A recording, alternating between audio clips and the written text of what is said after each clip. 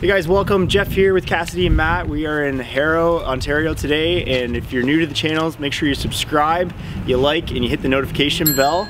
And we're just gonna go over some tips, some real estate investor tips on how to get your offer accepted. So, you guys were telling me a little bit about two offers or the AB offer. What's your experience in that? Yeah, I'm always a fan, especially for private deals where you can talk directly with the seller. I like to give them options because at that point it's less back and forth. It's, hey, here's two offers. Which one works better for you? I want to make this deal work. How can we team up together? So, like one example, I did a duplex one time. We got an off-market deal from a wholesale friend who found me this duplex for $90,000. It was in more of a rough part of town, but I still saw that this thing was easily worth $120,000. We got going and we saw that there were some issues that came up with the home inspection, maybe a few extra $1,000 that we weren't accounting for. So when I went back to the seller, I told her, hey, the furnace is getting a little old. You know, we are gonna have to re-drywall some spots. So unfortunately we can't do 90, but I wanted to give you a couple options. We can do 80,000, and here's the thing, she also agreed to a vendor take back, which, you know, I love vendor take backs whenever we can make that happen. So I said for $80,000, I will give you $20,000 up front if you're willing to hold me the 60, or I'll give you $85,000, but only give you 10 up front.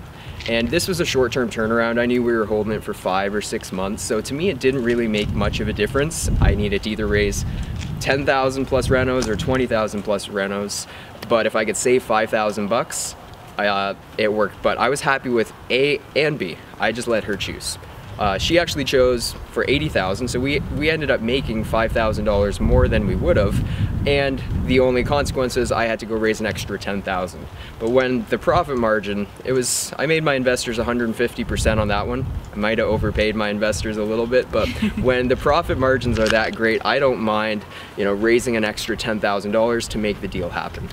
Yeah, people love feeling like they have a choice. So, you know, if you give an offer just straight up, you can almost guarantee there's going to be some negotiation. People just don't want to take the first thing that comes along. They feel like they're leaving something on the table. But if you give them two options, then they are making a decision and they feel like they've had their input, and there's less of a chance of going back and forth. Well, a lot of times back in London, what I'll see is people will offer with vacant possession. They want all the tenants out, right? Which is not necessarily legal, but maybe money can talk, right?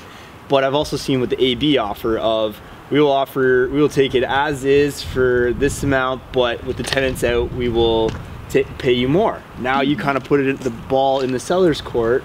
Is $2,000 a tenant for $10,000 more if there's 5 tenants? Is that worth my time to maybe give them all $1,000 and then keep the other 5?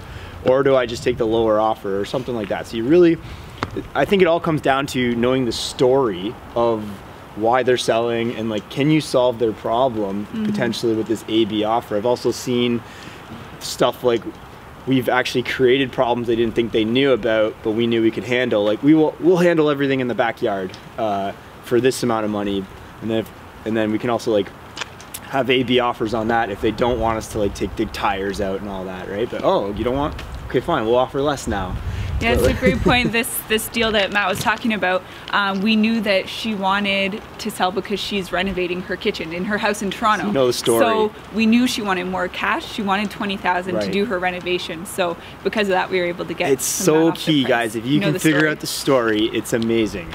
So, perfect. That was thank you so much for the tip. Make sure you guys are subscribed to these guys here on their channel. You'll see the links in the description, and thanks so much. Make sure you guys subscribe, hit the like button and the notification bell. See you on the next video.